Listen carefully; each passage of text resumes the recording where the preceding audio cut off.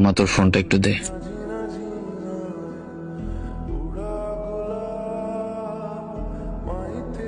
লামিয়া কোথায় তুমি?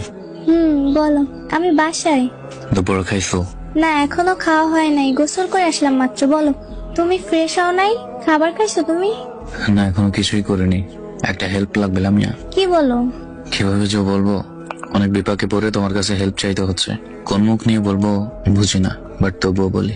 আরে আজব, বলো বলো, সমস্যা নাই। আমাকে কি 1000 টাকা ধার দিতে পারবা? তুমি আমার থেকে টাকা চাচ্ছ? হ্যাঁ, আমার খুব প্রয়োজন লামিয়া।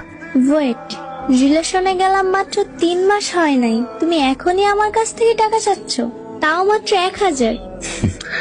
আমার খুব প্রয়োজন। থামো, তুমি আমার কাছে টাকা চাইবে এটা আমি কল্পনাও করতে পারিনি। ছি, আমি তোমার মতো লোভী একটা ছেলের সাথে রিলেশনে গেছি। এখন হয়তো বলবে সামান্য 1000 টাকার জন্য আমি তোমাকে কেন অপমান করতেছি। আমি তোমাদের মতো ছেলেদের ভালো করেই চিনি। আজকে সামান্য, কালকে আরেকটু বেশি, আবার আরেকদিন এত হাজার, ইত্যাদি। তোমাদের মতো লোভী ছেলেদের আমি ভালো করেই চিনি। নিজের প্রতি ঘৃণা হচ্ছে যে আমি তোমার মতো একটা ছেলের সাথে এই কয়দিন রিলেশনে ছিলাম। লজ্জা হচ্ছে আমার নিজের চয়েসের প্রতি। আর কোনোদিন SMS দিবা না আমাকে, দেখা তো দূরের কথা।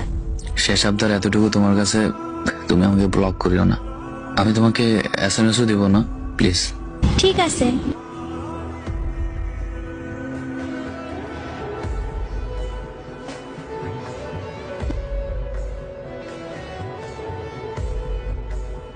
আজকে আমার কিছু কথা শোনো, জাস্ট আজকের জন্যই।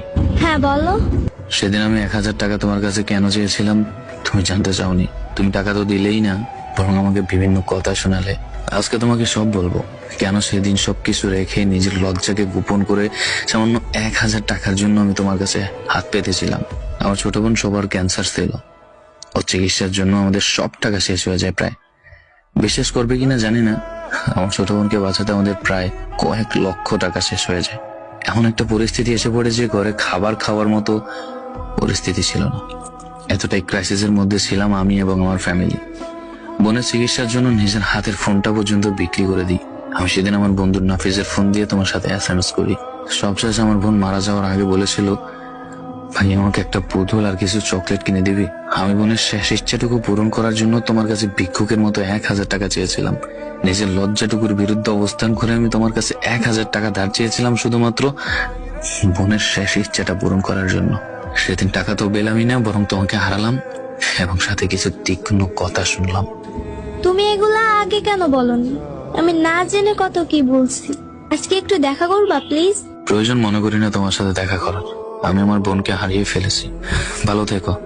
কাউকে যাচাই করার আগে একবার হলেও তার পরিস্থিতি বুঝে তারপর তাকে আঘাত দিও, কারণ প্রিয় মানুষের দেওয়া আঘাতগুলো একদম ভিতরে গিয়ে লাগে।